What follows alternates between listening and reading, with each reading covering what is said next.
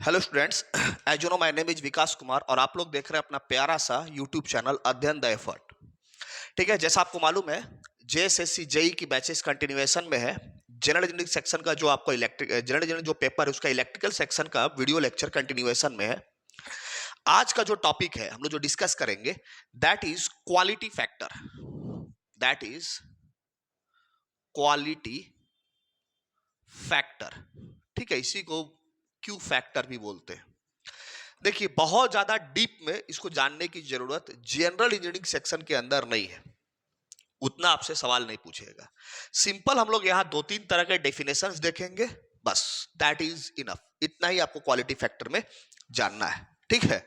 क्योंकि ज्यादा इसमें सवाल आप करिएगा तो आपके किसी काम का नहीं है, वो इलेक्ट्रिकल आपका पेपर है नहीं तो करके कोई मतलब बनेगा नहीं, ठीक है। सिंपली आपके ऊपर बर्डन पड़ेगा। तो सिंपल एक जो डेफिनेशन होता है, इट में बी डिफाइंड है, आप सिर्फ देख लीजिए, थोड़ा समझ लीजिए। इट में B defined as it may be defined as reciprocal of power factor। ठीक है, पावर फैक्टर के व्युत्क्रमानुपाती को ही हम लोग क्यू फैक्टर या क्वालिटी फैक्टर बोलते हैं। लास्ट वीडियो लेक्चर में आप लोग देखे होंगे, पावर फैक्टर हम समझाए, ठीक है। तो अगर आपको क्यू फैक्टर लिखना है, क्यू फैक्टर लिखना है तो सिंपली आप क्या लिख सकते हैं, 1/cos⁵। तो अगर आपको एग्जाम में पावर फैक्टर बोल दिया, कुछ मान के चलिए 0.8 दे दिया, बोला क्वालिटी फैक्टर बताइए, तो 1/0.8 कर दीजिएगा। हाँ, पावर फैक्टर 1/पावर फैक्टर, पावर फैक्टर अगर 0.8 है तो 1/0.8, क्वालिटी फैक्टर आपको निकल जाएगा। सॉल्व कर लीजिएगा, जो ऑप्शन में होगा टिक मार दीजिएगा, ठीक है। अब देखिए, अगर इंपीडेंस ट्रायंगल की बात की जाए, अभी इंपीडेंस अगर ट्रायंगल आपको हम पढ़ाए हैं, इंपीडेंस ट्रायंगल जिसमें ये एक राइट एंगल ट्रायंगल होता है, जिसमें कि ये जो बेस होता है ये आर होता है, परपेंडिकुलर आपको रिएक्टेंस होता है और हाइपोटेनस आपको जेड होता है और ये एंगल फाई होता है। तो कॉस इज इक्वल टू आप क्या लिखते हो, b/h। बी मतलब बेस बटा हाइपोटेनस, तो बेस क्या है आर और हाइपोटेनस क्या है जेड।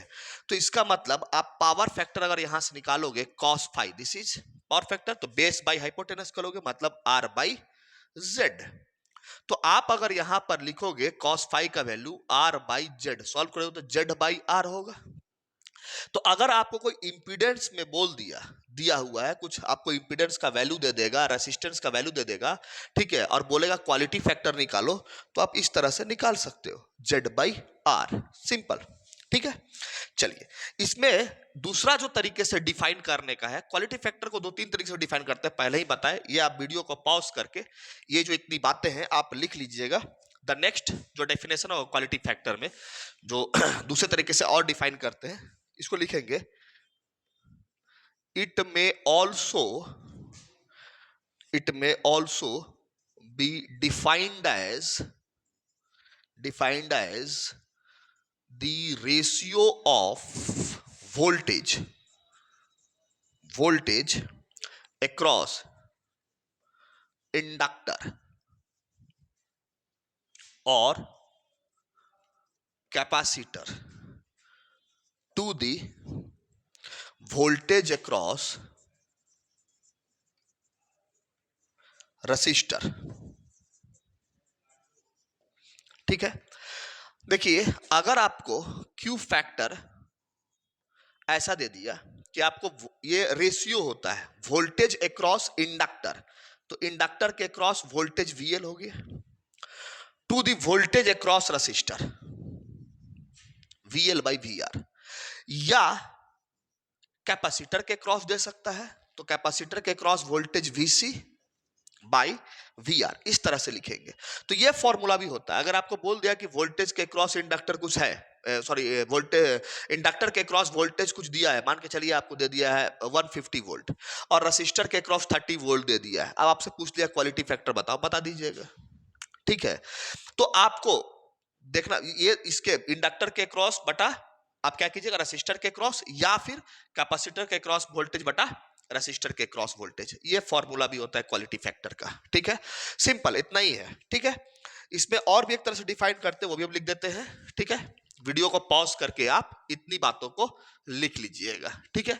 ये सब आपके MCQ के अंदर चला आएगा, सिंपल न्यूमेरिकल, कोई खास टफ नहीं रहता है, ठीक है। इट में also be given as q factor is equal to 2 pi into maximum energy stored divided by energy dissipated पर साइकिल। देखिए, अगर आपको ये आ जाए कुछ इस टर्म में न्यूमेरिकल क्वालिटी फैक्टर निकालने के लिए कि आपको मैक्सिमम एनर्जी स्टोर्ड दे दिया है, इंडक्टर या कैपेसिटर के क्रॉस कितना एनर्जी स्टोर करके रखा हुआ, मैक्सिमम एनर्जी आपको दे दिया है, और पर साइकिल जो एनर्जी डिसिपेट हो रहा है वो भी आपको वैल्यू दे दिया, यानी एनर्जी के टर्म में आपसे बात कर दिया है। in that case आप क्या करोगे, Q factor can be given as 2 pi into maximum energy stored divided by energy dissipated per cycle। ठीक है, ये आपको निकालना नहीं है एनर्जी डिसिपेटेड पर साइकिल, या बहुत होगा तो आपको एनर्जी स्टोर्ड हो सकता है निकालने के लिए दे दे। ठीक है, बोल दे जो भी एनर्जी स्टोर्ड हो वही मैक्सिमम एनर्जी है, तो इंडक्टर के क्रॉस जो एनर्जी स्टोर होता है that is half L I square, और आपको इन कैपेसिटर के क्रॉस जो होता है हाफ सी वी स्क्वायर। तो आपको जो भी दे दे, ठीक है, वो यहां रखोगे, डिवाइड बाय एनर्जी डेसिपेटेड पर साइकिल आपको दे देगा, इतना है। क्वालिटी फैक्टर आपसे पूछ लिया जाएगा कि भैया क्वालिटी फैक्टर क्या है, अब बता दोगे। ठीक है, तो this is your simple quality factor. ठीक है, चलिए, तो इतना ही होता है क्वालिटी फैक्टर के अंदर। ठीक, अब जो है आपको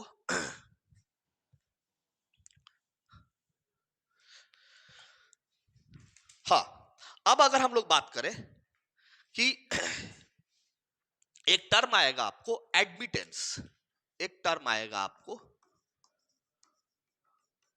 एडमिटेंस। ठीक है, तो अगर आपको एडमिटेंस पूछ रहा है तो सिंपल सी बात क्या होती है, एडमिटेंस के लिए बहुत डीप में आपको फिर जानने की जरूरत नहीं है, ये रेसिप्रोकल होता है किसका, इंपीडेंस का। Admittance it is reciprocal of the impedance, इतना जान लीजिए, मोर देन इनफ है। यानी एडमिटेंस को हम लोग जो है इन जनरल Y से डिनोट करते हैं, कैपिटल Y या स्मॉल y दोनों चलता है, इसलिए ऐसा झगड़ा का बात नहीं है। तो Y can written as 1 by of Z, this is your simple admittance. Unit की अगर बात करें ऐसा यूनिट का, तो Z का ऐसा यूनिट ओम होता है, तो ओम का रिवर्स करेंगे तो या तो ओम का पावर -1 लिखिए, ठीक है, नहीं तो इसी को मोह पढ़ा जाता है। ठीक है, तो आप ये भी लिख सकते हैं। ठीक है, इसकी जो एसआई यूनिट है आप MHO होता है महो। ठीक है, ये, और इसको इस तरह से उल्टा ओम बना के डिनोट करते हैं। ठीक है, तो या तो आप ओम का पावर -1 लिखिए ना, तो इसको पढ़ते हैं महो। ठीक है, उल्टा ओम इस तरह से, तो ये आपका सिंपली क्या हो गया, एडमिटेंस हो गया। ठीक है, अब अगर हम लोग इसमें थोड़ा सा बात और जानना है, अगर इंपीडेंस ट्रायंगल देखें, इंपीडेंस ट्रायंगल देखें, तो वो एक राइट एंगल ट्रायंगल बताए हैं हम, जिसमें कि हाइपोटेनस जो होता है वो जेड होता है, बेस क्या होता है रेसिस्टेंस, और परपेंडिकुलर क्या होता है, एक रिएक्टेंस होता है। ठीक है, और ये इसका एंगल फाई इस तरह से बनता है। इसी तरह से एडमिटेंस ट्रायंगल भी होता है, एडमिटेंस ट्रायंगल भी होता है। ठीक है, और ये भी एक राइट एंगल ट्रायंगल होता है। एडमिटेंस ट्रायंगल भी क्या होता है, एक राइट एंगल ट्रायंगल होता है, जिसमें कि ये जो हाइपोटेनस आपको दिख रहा है ये एक्चुअली में एडमिटेंस होता है, और ये जो बेस है इसको G से, और ये जो परपेंडिकुलर है इसको B से डिनोट करते हैं। जैसे ये राइट एंगल ट्रायंगल है वैसे ये भी राइट एंगल ट्रायंगल है, और यहां का एंगल फाई बनता है, तो इसको हम लोग क्या बोलते हैं, एडमिटेंस ट्रायंगल बोलते हैं। ठीक है, अब यहां पर बेसिकली क्या आता है कि ये G और B क्या है, तो G को बोलते हैं कंडक्टेंस और B को बोलते हैं ससेप्टेंस। G को क्या बोलते हैं, कंडक्टेंस, और B को क्या बोलते हैं, ससेप्टेंस। ठीक है, तो G आपको G से डिनोट करते हैं, कैपिटल G है, कैपिटल G मतलब कंडक्टेंस और B मतलब ससेप्टेंस, ये होता है। ठीक है, जैसे यहां पर जो है आप R is equal to Z cos phi लिख सकते हैं इसके कंपोनेंट को रिजॉल्व करके, यहां से यहां तक को, और इसको आप क्या लिख सकते हो, जेड साइन फाई, ऐसे लिख सकते हो। उसी तरह से आप यहां पर कंडक्टेंस को वाई कॉस फाई लिख सकते हो, ठीक है। और जो आपको ससेप्टेंस है बी, इसको आप लिख सकते हो वाई साइन फाई, ठीक है। तो कंडक्टेंस जो है उसको आप G is equal to Y cos phi, और ससेप्टेंस जो है B is equal to Y sine phi, ऐसे लिखा जा सकता है, ठीक है, सिंपली। तो आप लोग वीडियो को पॉज करके इतना कम से कम नोट डाउन कर लेंगे, तो हम नेक्स्ट चीज इसमें थोड़ा समझाते हैं, ठीक है। ये देखते हैं, ये मिटा देते हैं, ठीक है। अब जैसे आप इंपीडेंस में बात किए थे, जैसे कि इस इंपीडेंस के अंदर आप Z is equal to under root of R square plus X square लिख सकते हो। इन अ सिमिलर वे आप admittance Y is equal to conductance का स्क्वायर प्लस ससेप्टेंस का स्क्वायर लिख सकते हो, ऐसे लिख सकते हो। जैसे यहां पर आप phi is equal to tan inverse of P by B, P मतलब परपेंडिकुलर मतलब X, अब बेस मतलब आर, ऐसे लिख सकते हो। बिल्कुल वैसे ही आप यहां पर phi is equal to tan inverse of perpendicular क्या है, बी है, डिवाइड बाई जी, ऐसे लिख सकते हो, ठीक है। तो this is your simply conductance, ये जो था ये सिंपली क्या है, एडमिटेंस है पूरा का पूरा, और ये सिंपली क्या है आपको इंपीडेंस है पूरा का पूरा। तो हम कंपैरिजन करके पढ़ा दिए ताकि आपको किसी तरह का कोई कंफ्यूजन ना रह जाए, ठीक है। तो यहां पर भी जो फाई है दैट इज फेज एंगल होता है, ठीक है। एक चीज और यहां से आप लिख सकते हो, देखो आप इस जो वैल्यू है ये वाला G is equal to Y cos phi आप यहां डाल सकते हो, और B is equal to Y sine phi आप यहां डाल सकते हो।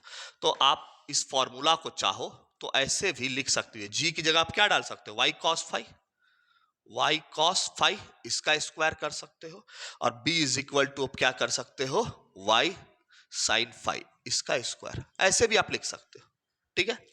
बट ये फॉर्मूला आपको जानना चाहिए इसलिए हम बता दिए, ठीक है। तो ये था आपको आज का वीडियो लेक्चर। जो लोग नए हैं काइंडली चैनल को सब्सक्राइब कर लेंगे और लाइक और शेयर किया कीजिए, ठीक है, अच्छा लगता है, ठीक है। आई होप आपको आज का वीडियो लेक्चर समझ में आया होगा, ठीक है। नेक्स्ट क्लास में हम लोग नेक्स्ट टॉपिक को डिस्कस करेंगे। Till then thank you very much.